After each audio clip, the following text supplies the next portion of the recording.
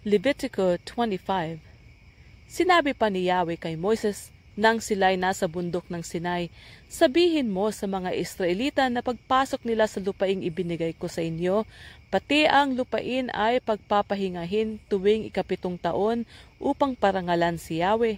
6 na taon ninyong tatamnan ang inyong bukirin at aalagaan ang mga ubasan.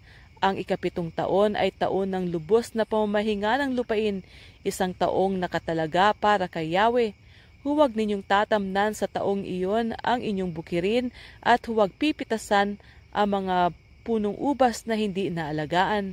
Ang lahat ng maaani roon ay para sa lahat, sa inyo, sa inyong mga alipin, sa mga bayarang manggagawa, sa mga dayuhan, sa inyong mga kawan at iba pang mga hayop.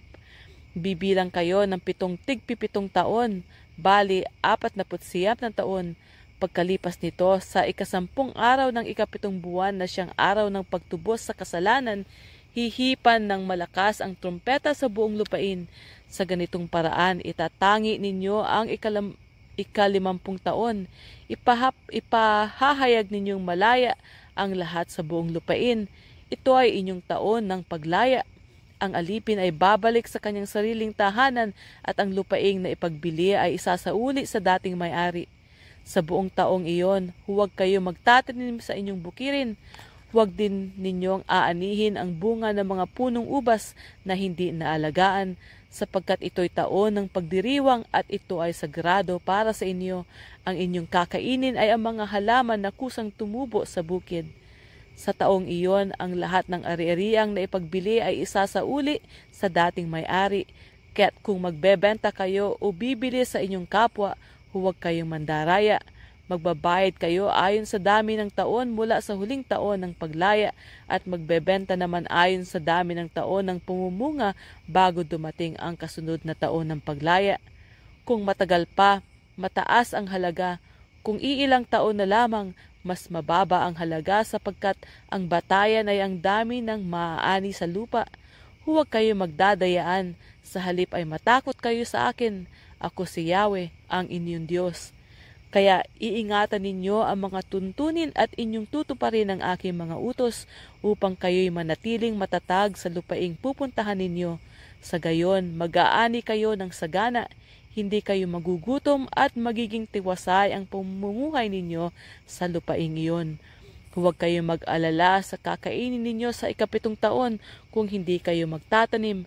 Pasasaganain ko ang inyong ani tuwing 6 na taon at magiging sapat iyon para sa 3 taon. Kayo'y magtatanim na sa 8 taon, ngunit ang dati pa rin ninyong inani ang kakainin ninyo hanggang sa anihan ng 9 na taon. Hindi ninyo maipagbibili ng lubusan ang lupain sapagkat iyon ay akin. Pinatitirhan ko lamang sa inyo iyon. Kaya may pagbili man ang alinmang bahagi ng inyong lupain, iyon ay maaaring tubusin ng dating may-ari. Kung sa inyo'y may maghirap at mapilitang magbenta ng kanyang ari-arian, iyon ay dapat tubusin agad ng pinakamalapit niyang kamag-anak.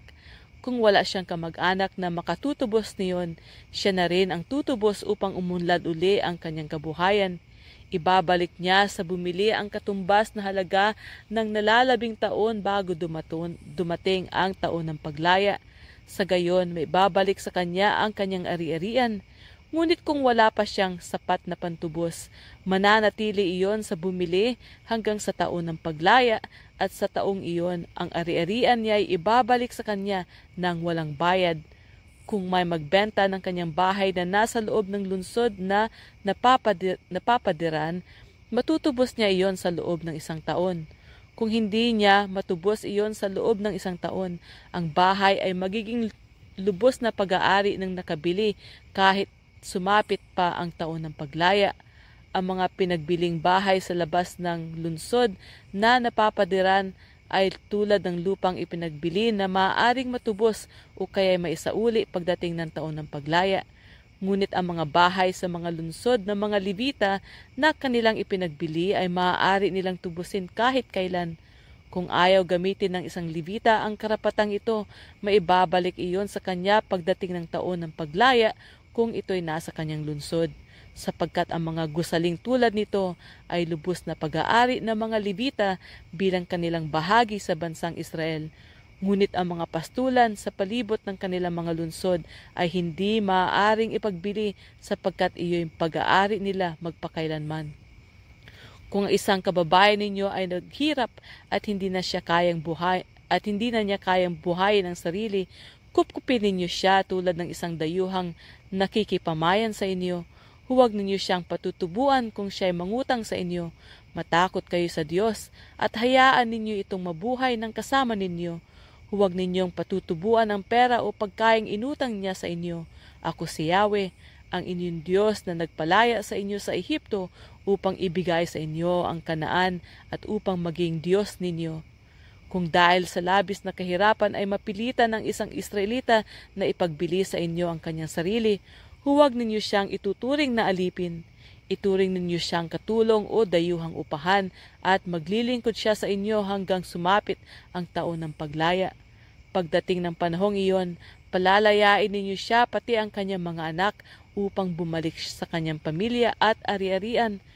Akong si Yahweh ang naglabas sa kanila sa Ehipto, hindi sila dapat ipagbili upang maging alipin. Huwag ninyo silang pagmamalupitan, matakot kayo sa Diyos.